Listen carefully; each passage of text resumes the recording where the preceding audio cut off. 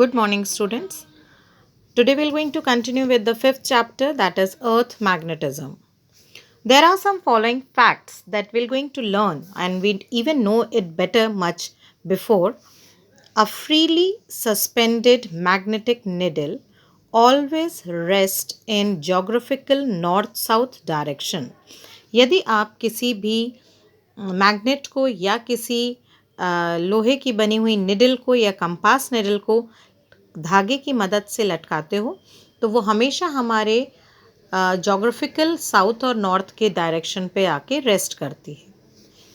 An iron rod buried inside the earth along north south direction becomes a magnet. यदि आप किसी लोहे की रॉड को ज़मीन के नीचे नॉर्थ साउथ के डायरेक्शन पे दबा देते हो, बरीड कर देते हो, तो वो भी एक मैग्नेट की तरह बिहेव करेगी. Neutral points are obtain on plotting the field lines of the magnet. आप यदि किसी मैग्नेट को प्लॉट करते हो मैग्नेटिक फील्ड लाइंस के लिए तो वो नॉर्थ से साउथ इस तरह से फील्ड लाइंस बनती हैं. एक्सट्रीम जाने पर भी वो सर्कुलर रेंज पे रहती हैं, पर यदि आप वर्टिकली हॉरिजॉन्टली जाएंगे तो ऐसे समय पे आपको एक पॉइंट ऐसा मिलता है जब compass needle zero deflection show करता है. उस पॉइंट को हम न्यूट्रल पॉइंट कहते हैं. Earth itself has a magnetic field. Earth का अपना खुद का एक चुंबकीय क्षेत्र होता है. Now to understand the further lesson, we have to learn about some of the things like the places where the magnetic needle becomes vertical, सीधे हो जाती है, तो उसे हम magnetic poles कहते हैं. And the line joining through the magnetic poles is called as magnetic axis.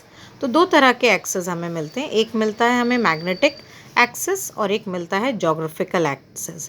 जैसा हम जानते हैं कि हमारा जो अर्थ है वो सीधे सीधे गोल नहीं है, वो है पर वो थोड़ा सा टिल्टेड है.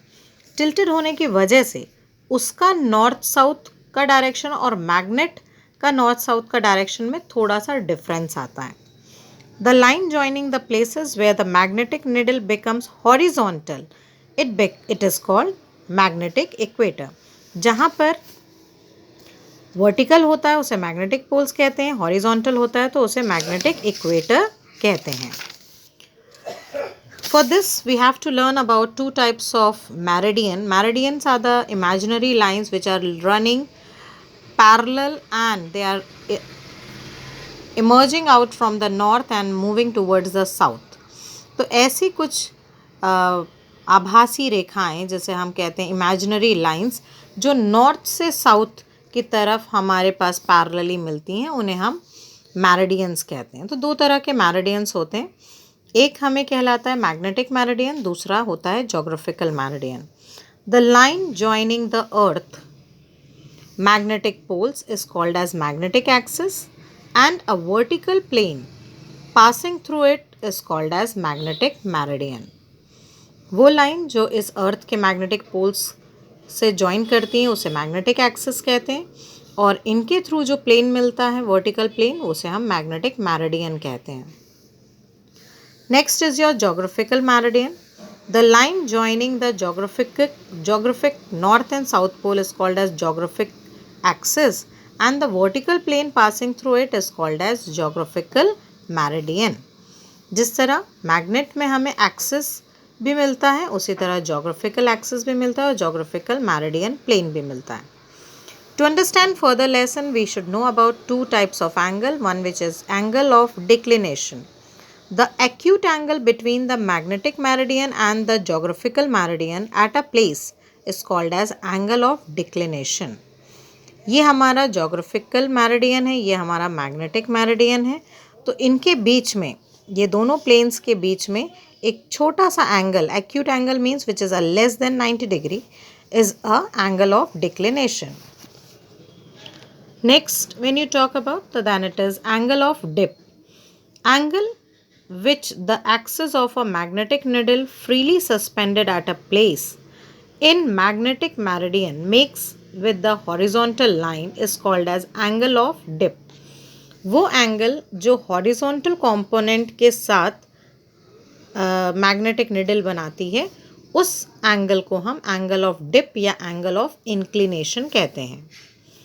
Hence, we come to a relation between the elements of the earth magnetism V, H, I and theta, where V is the vertical component of the magnetic field, H is the horizontal component of the magnetic field, I is the intensity where the maximum magnetic field is being experienced, and theta is the angle which is between H and I.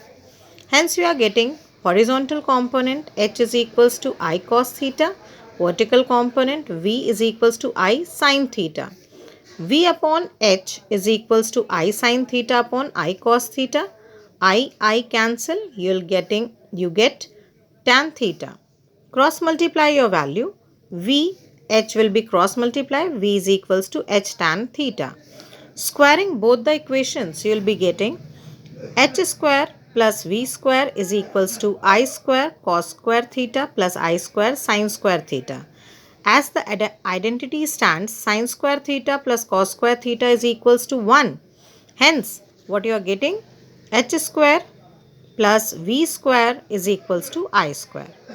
So, this is a particular relation that is very important in your board exams also. Quite easy. But the only thing is that you should understand the magnetic components of this particular part.